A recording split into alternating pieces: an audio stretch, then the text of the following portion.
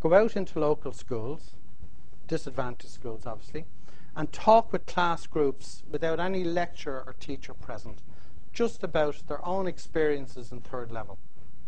We don't train them in DIT or anything to do with DIT. Just how did you get into third level, and talk about your own experience. The only thing we say to them when they go out is, look, what we'd like you to reinforce is that college is fun. You don't need a lot of brains, and you don't need an awful lot of money. Because these are misconceptions that people have. So it's about breaking down those misconceptions. We're also involved in other programs that I think yourselves are. Are you involved in Take 5? No? Take 5 is just where there's five organisations, yeah. And it's only Dublin based, is it? All right. Yeah. Anyway, they bring kids in for a day in all 5 organisations, and it's about giving them a sense of college. There's other things that we run, a whole plethora of other smaller things, like for example a portfolio course. This is where for people, kids from disadvantaged backgrounds anywhere in Ireland can apply to this, and they learn how to put a portfolio together over a period of about 12 weeks.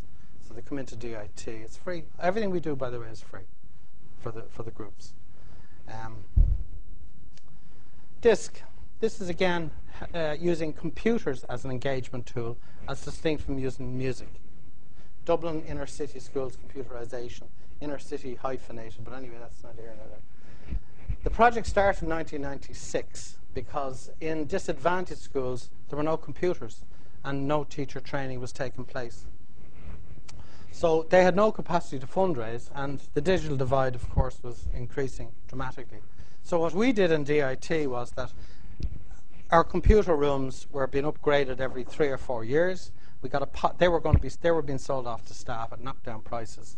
So I got a policy decision made that all these are diverted into the disadvantaged schools.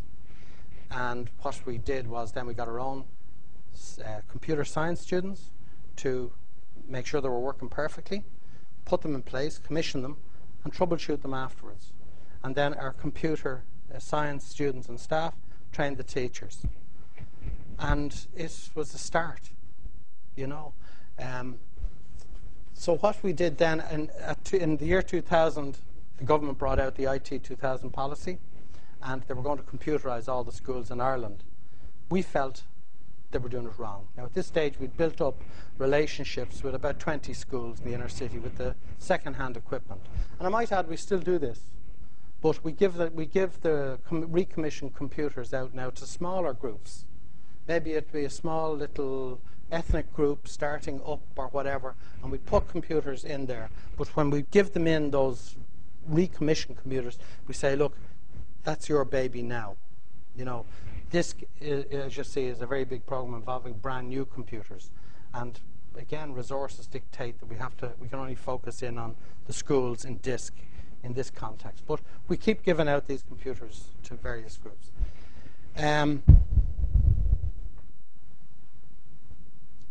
So we felt that the government policy and the way they were doing it was wrong. We felt that the best way to what government were attempting to do, or what they did, was they gave a grant to each school dependent on the number of kids in the school, and then they gave advice to the school to go off and buy their own computers and put them in place, and the schools had to write their own policy. Now, that was fine for some schools, but there was a lot of schools where they had nobody to write the policy, and nobody knew anything about ICT, and they didn't know the right computer, and they had no kind of serious backup. So what we did was we said, okay, let's 20 schools get together. We'd bring on board a manager. We'd bring on board some corporates or whatever, some funding, and that manager can help you in every aspect of putting in place your computer policy. And we brought in board Hewlett-Packard, and DISC started. So the objective is that, anyway, just upgrade all the schools and help them develop. So all 38 inner-city disadvantaged schools now are part of DISC. Most are primary, obviously, and 10 are secondary. The original project aims, and it's still the project aim, well, we've upgraded all 38 at the moment, but the initial aims was to upgrade all 38 inner city schools with full, state-of-the-art, brand new multimedia computers. To provide relevant training for teachers, to assist teachers in development and implementation of the ICT projects, which I'll talk about in a second, and to embed that or use that to support the curriculum and provide ongoing admin and, more importantly, technical support. Because there's nothing worse than going into a computer room and some computers haven't worked and it's your first time at it, and if it don't work, you'll throw your hat and walk out the door. We needed to keep them going as much as we could. So technical support was a really big issue for this and the other project that came out of this, which I'll talk about in a minute.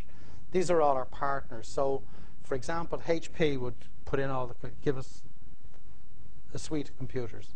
It's a standard suite that goes into the schools, and with all the gizmos with it as well, printers and all the bits. Others are involved in different ways. The NCTE, are the National Centre for Technology and Education, and the Dublin Inner City Partnership here are also involved. Civil Service Charities Trust they all give us different things, money and what have you, and DIT, of course.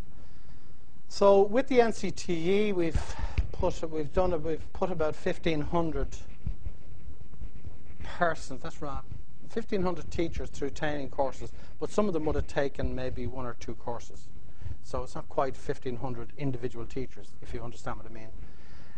They vary from in the very early days, kind of beginners courses, right through now to network management and various other courses that have evolved over the years. Talked about that already. Another interesting part, which I find is really, really interesting, is the ICT Projects Initiative.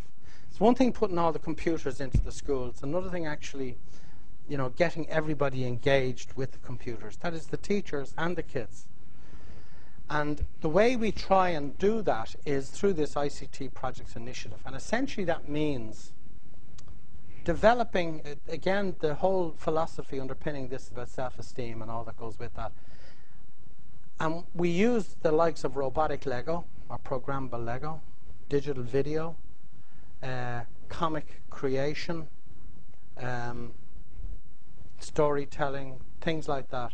Again, in a process-orientated way. And an example of that would be that we have people employed, by the way, to deliver this in the schools. We have one person employed that goes around and works with the teachers.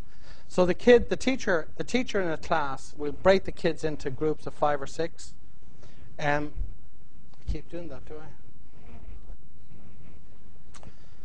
The kids, what the teacher will do is each kid will take a responsibility for a part of the project.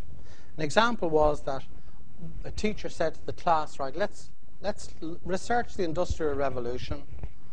Let's build a machine that you like through using robotic Lego or programmable Lego and make it work. And then each person in the groups takes a different responsibility for making the machine work.